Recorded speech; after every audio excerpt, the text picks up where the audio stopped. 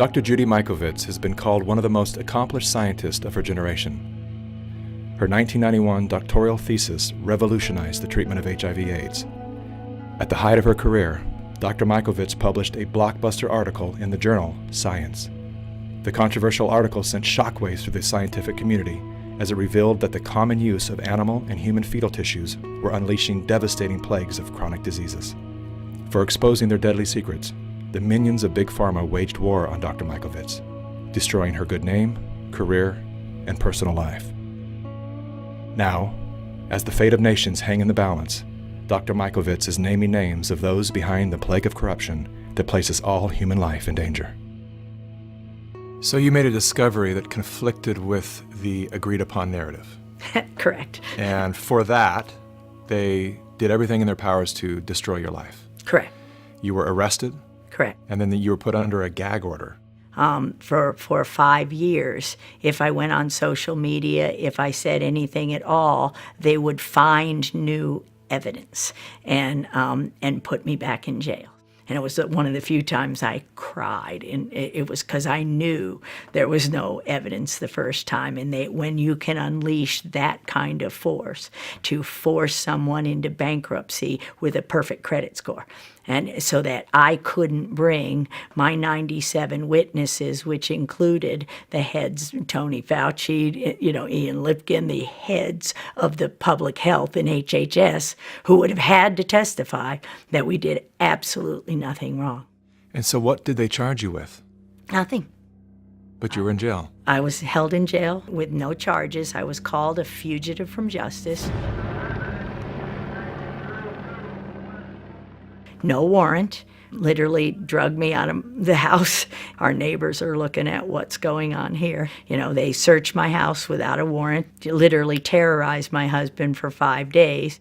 They said, if you don't find the notebooks, if you don't find the material, which was not in my possession but planted in my house. As if you took intellectual property from the laboratory. Is that correct? It was intended to appear as if I took confidential material, names, and intellectual property from the laboratory.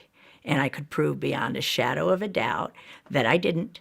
Heads of our entire HHS colluded and destroyed my reputation, and the Department of Justice and the FBI sat on it and kept that case under seal, which means you can't say there's a case or your lawyers are held in contempt of court. So you can't even get a lawyer to defend you.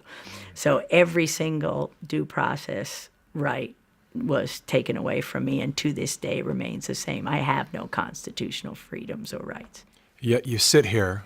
I think a lot of people would probably have just taken the retirement out early, laid low, but you have decided to come forth when your gag order has been released to write a book called Plague of Corruption, Restoring Faith in the Promise of Science, and you are naming names.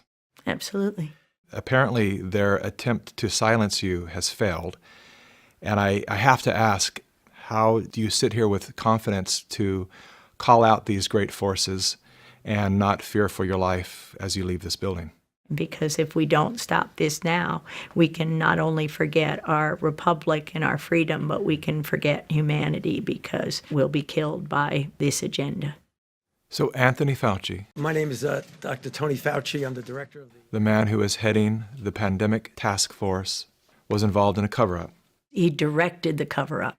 And in fact, everybody else was paid off, and paid off big time. Millions of dollars in funding from Tony Fauci's organization, National Institute of Allergy and Infectious Disease. These investigators that committed the fraud continue to this day to be paid big time by the NIAID.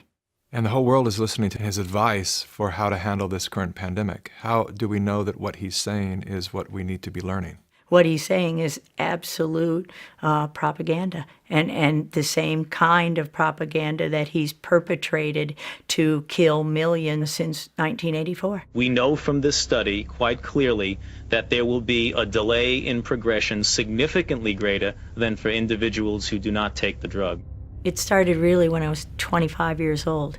I was part of the team that isolated HIV from the saliva and blood of the patients from France, where Luc Montagnier had originally isolated the virus. Alors, je pense qu'il y a toute une recherche à faire à ce niveau-là qui est négligée parce que This was a confirmatory study, but Tony Fauci and Robert Gallo were working together then to spin the story in a different way.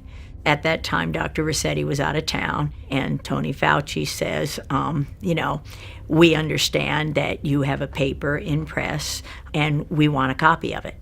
And I said, yes, there's a paper in press, and it's confidential, and no, I will not give you a copy of it.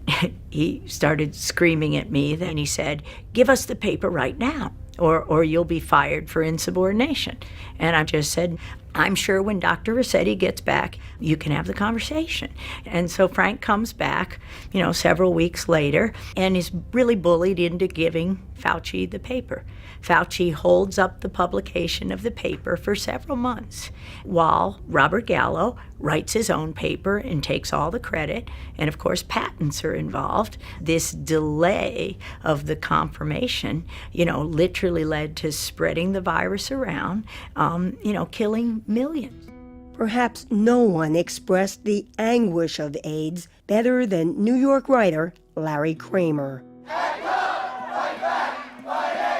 But he was even more angry at the federal government and the pharmaceutical industry. One person who felt Kramer's fury was NIH